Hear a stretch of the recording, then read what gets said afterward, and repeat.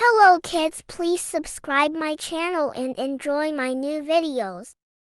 In a forest so wide, where the tall trees grow, lived a young fox named Finn, who was quick on his toes. One day on the meadow, he met was old crow, who spoke of a treasure where the wild river flows. It's hidden beyond the dark mountains deep.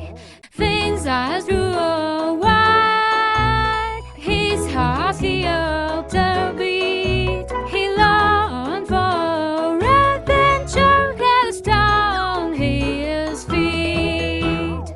Through sun-apple woods and streams cool and near, Finn trotted with courage, but felt a slight fear. But just as he wondered if he should turn back, a brown band nimble to be by his side, with a friendly grin and eyes open wide. I'll come with you.